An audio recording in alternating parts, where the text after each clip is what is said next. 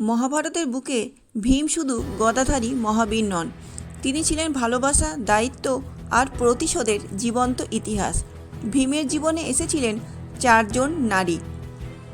লাক্ষাগৃহের ভয়াবহ অগ্নিকাণ্ড থেকে প্রাণ বাঁচিয়ে যখন পাণ্ডবরা অরণ্যে আশ্রয় নিচ্ছিলেন, তখন সেই অরণ্যে হিড়িম্বা রাক্ষসী ভীমের প্রতি আকৃষ্ট হয়েছিলেন।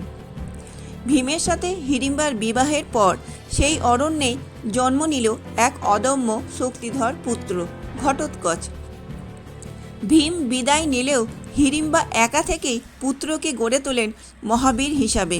কালের প্রবাহে হিড়িম্বা রাক্ষসী দেবীত্ব লাভ করেন এবং তার পুত্র ঘটোৎকচ কুরুক্ষেত্র যুদ্ধে পাণ্ডবদের জন্য হয়ে ওঠেন এক অপ্রতিরোধ্য শক্তি। এরপর ভীমের বিবাহ হয়েছিল দ্রৌপদীর সাথে।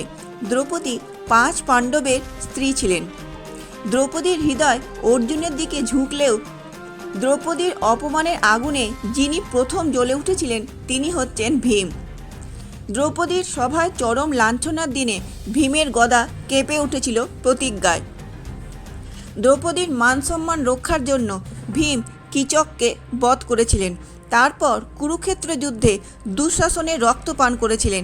তারপর দুর্যোধনের উরু ভাঙা। এসবই ছিল দ্রৌপদীর সম্মানের জন্য ভীমের নেওয়া শপথ। দ্রৌপদীর গর্ভে ভীমের পুত্র সুতোষমের জন্ম হয়েছিল। এরপর ভীমের জীবনে আসে আর এক অধ্যায়। ভীমের সাথে বিবাহ হয় কাশীর রাজকন্যা বলন্ধরার। এই বিবাহ ছিল শুধু প্রেম নয়, ছিল শক্তি ও রাজনীতির মিলন। ভীম নিজের বীরত্ব প্রমাণ করে কাশীর রাজসভায় বলন্ধরার হাত লাভ করেছিলেন। এই দাম্পত্যে জন্ম নেয় পুত্র সর্বগ।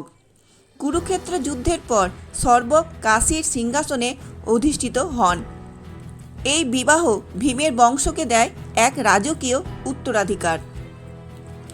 পুরাণের কিছু উল্লেখ পাওয়া যায়।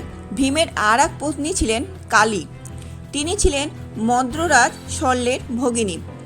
এই বিবাহের মাধ্যমে ভীমের বংশ সংযুক্ত হয় মদ্র রাজবংশের সাথে। কালী ও ভীমের পুত্র হিসাবে পুরাণে যে নামটি উঠে আসে তিনি হচ্ছেন সর্বগত। ইতিহাসে তিনি প্রচারের আলোয় সেরকমভাবে আসতে পারেননি। তার অস্তিত্ব মদ্র বংশের উত্তরাধিকারীর সাথেই জড়িত। শ্রীমদ্ ভগবত পুরাণে তার উপস্থিতির ইঙ্গিত পাওয়া যায়। ভীমের জীবন শুধু যুদ্ধের গর্জন নয়, তিনি ছিলেন 4 নারীর জীবনের কেন্দ্রবিন্দু।